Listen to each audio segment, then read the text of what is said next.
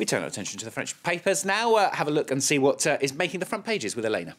Hello again, Stuart. Well, usually I start with a presidential campaign update, but today the French papers have been a little bit more distracted with international news. Look at this front page from Libération, SOS Syria. Very strong picture there of a woman on the Lebanese border crying there. Now, inside the paper, they say that no one is spared in Syria from the murderous rage of a ferocious and corrupt dictatorship, and that the international community should be ashamed that they've let so long pass before this got to a vote at the UN. They say the fact that the Arab League, which they call, has been in the past a tyrant's club, is now backing a resolution for Assad to go, shows that no leader in the Middle East can now conduct himself with impunity and murder and torture his own citizens.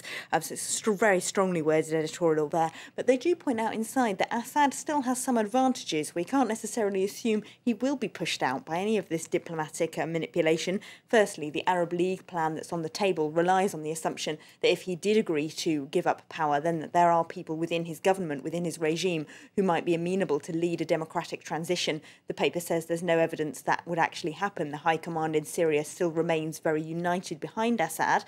Then there's the fact that he still has quite a lot of international support from Iran, which is a major regional player, and indeed from Iraq, which of course supports Iran at the moment and takes over the Arab League rotating presidency in the summer. So the diplomatic forces aren't necessarily all against Assad.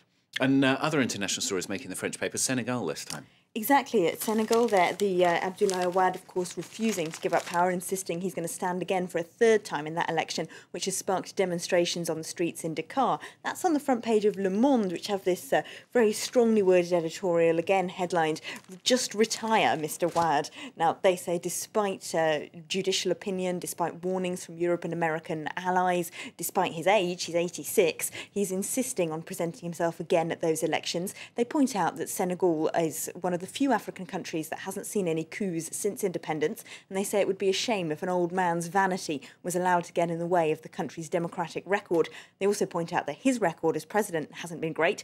They say human rights standards, civil liberties, and indeed economic inequality, living standards in Senegal have all declined since Wade has been in power.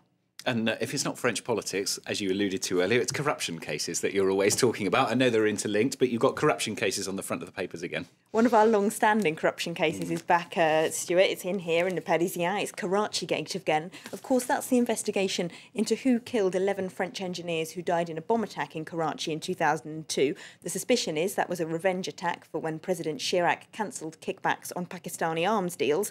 Now, Le Parisien's exclusive bit of information today is that investigators are going to talk to 2 policemen who apparently covered up a coroner's report that was made at the time. Now, the coroner's report says, apparently, that the bomber was not a suicide attack, that that's not what the evidence shows, and so that sort of discredits the idea that it was an Islamic terrorist attack and puts more fuel behind the idea that it was indeed to do with these kickbacks. Intriguing stuff. Let's get to the French politics then. Presidential campaign. Yeah, got to have a campaign update, otherwise it wouldn't be a press review.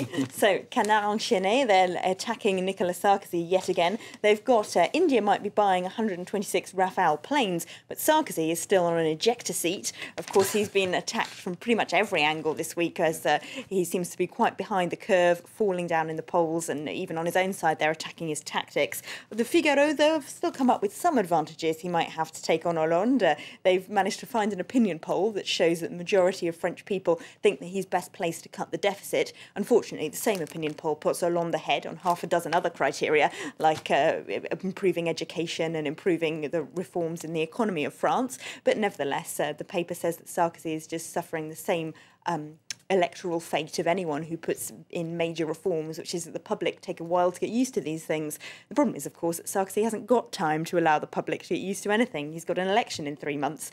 And L'Humanité also attacking his reforming policy here. Their correspondents have been to the Ruhr Valley in Germany, investigating the industrial policies there that Sarkozy said on Sunday night that he was so keen to copy.